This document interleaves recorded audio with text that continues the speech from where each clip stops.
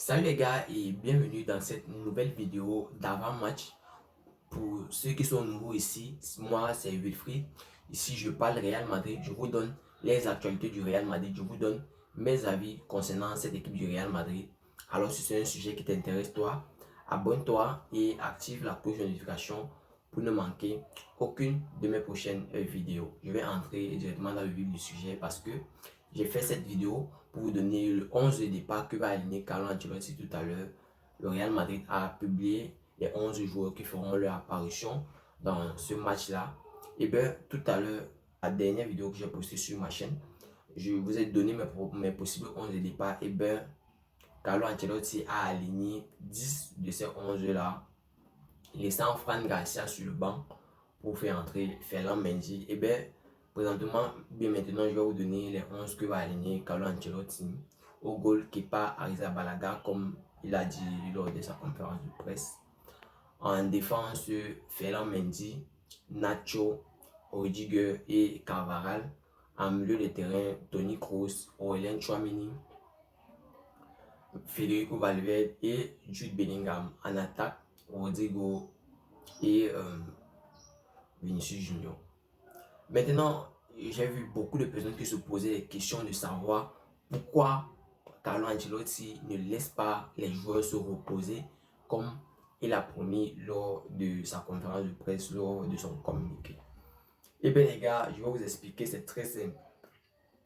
N'oublions pas que malgré que le Real Madrid joue ce match face au dernier de la Liga qui est Almeria, le Real est présentement deuxième de la Liga avec un point de retard sur Girona qui a aussi un match d'avance sur le Real Madrid. Ça veut dire que si le Real gagne ce match, le Real se retrouve premier de la Liga avec 2 points d'avance sur Girona. Donc, ils n'ont pas, malgré le fait qu'ils jouent contre le dernier, ils n'ont pas droit à l'erreur dans ce match-là. Le Real doit tout donner pour une victoire pour pouvoir conserver sa place de premier de la Liga. Maintenant, j'espère que vous comprenez un peu pourquoi le Real n'a pas aligné d'autres joueurs que leurs 11 types. Parce que je vais dire ça comme ça, la majorité de ceux qui étaient alignés sont les joueurs qu'on a l'habitude de voir dans le 11 de départ du Real Madrid. Je vous explique maintenant ce que le Real, bien ce que Carlo Ancelotti va faire pour reposer ses joueurs. Ce que Carlo Ancelotti va faire pour reposer ses joueurs, c'est très simple. Carlo Ancelotti compte entrer dans ce match en force, un peu comme la finale qui a eu lieu avec le FC Barcelone. On va plutôt voir beaucoup de buts en première mi-temps, pour qu'en deuxième mi-temps, Carlo Ancelotti va procéder au changement. Comme par exemple, Jude Bellingham va devoir sortir pour laisser sa place, pour pouvoir se reposer.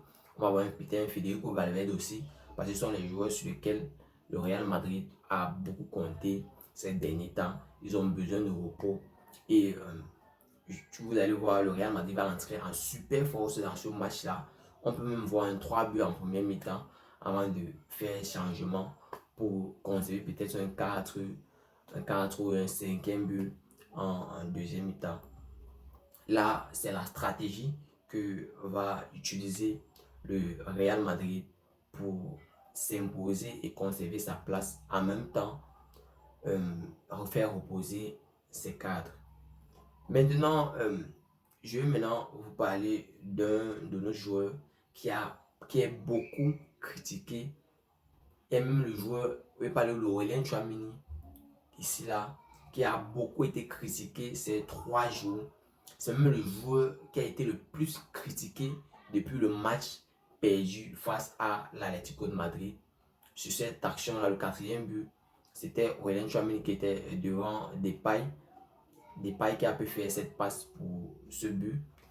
Depuis lors, Aurélien Tchouameni est devenu le joueur madrilène le plus critiqué sur les réseaux sociaux actuellement. Pour ceux qui sont beaucoup sur les réseaux sociaux, vous allez pouvoir voir que de part et d'autre, sur Twitter, sur Instagram, sur Facebook, Aurélien Tchouameni a été critiqué de partout, rien qu'à cause de cela.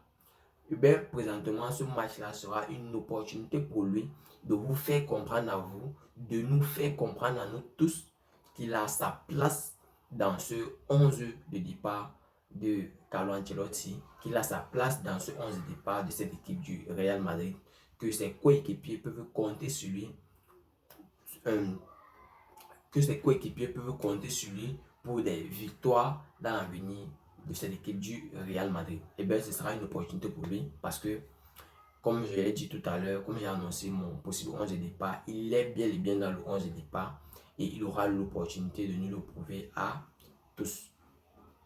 Maintenant, j'espère bien que, parce que personnellement, après avoir vu quelques matchs de Arda Güler, je suis un super fan, j'ai devenu un super fan d'Arda Güler. J'espère que Carlo Ancelotti va pouvoir, je pense même que Carlo Ancelotti va l'aligner ou bien que Carlo Ancelotti va le faire entrer dans ce match pour qu'il ait un peu de temps de jeu, qu'il puisse se défouler aussi, qu'il puisse récupérer la forme.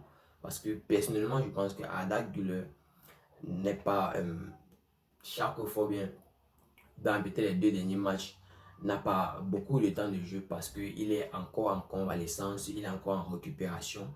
Mais je pense que quand Arda Güler sera totalement à 100%, il pourra bel et bien, pourquoi pas avoir sa place même de titulaire dans cette équipe du Real Madrid. Je pense bel et bien que Arda Güler peut bien avoir sa place dans cette équipe-là.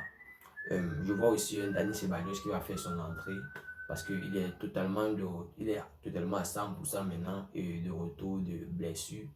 On voit un Toni Kroos qui avait quelques soucis mais qui est présentement dans le 11 de départ pour me laisser au repos Luka Modric. Et bien les gars, ce match-là, donnez-moi d'abord vos pronostics ou bien vos scores pour ce match en commentaire. Dites-le moi. Si vous n'êtes pas un fan du Real Madrid, c'est sans souci. Donnez-moi toujours vos scores en commentaire. Comment voyez-vous ce match-là? Personnellement, je ne vais pas vous donner mon score, mais je vais vous dire qu'il y aura beaucoup de buts dans ce match, surtout en première mi-temps. Pour ceux qui parient beaucoup, je vais vous rappeler de vous inscrire sur SBet en utilisant le code promo de la chaîne Actu Sport Live pour recevoir tous les nouveaux bonus SBet.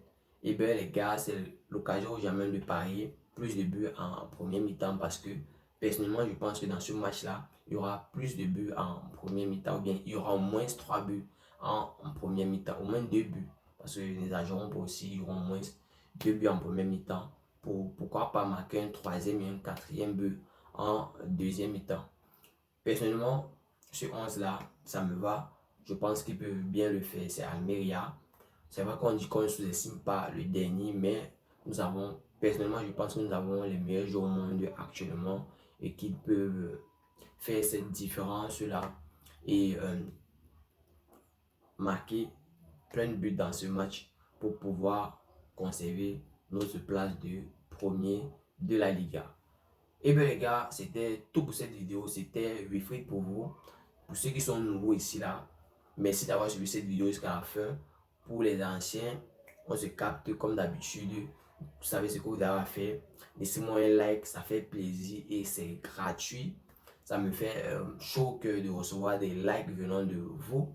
Et puis les gars, abonnez-vous aussi pour ne manquer aucune de mes prochaines vidéos parce qu'on va se voir tout à l'heure, on se capte tout à l'heure pour mon commentaire, mon débriefing et mes avis d'après match. Après ce match-là, je vais faire une petite vidéo pour vous donner mes avis, pour donner un petit débriefing, ce que j'ai vu qui était bien, ce que le Real doit rectifier. Et bien les gars, on se capte tout à l'heure. C'était Wilfried pour vous, Actu Sport Live. Ciao, bye bye, une prochaine vidéo.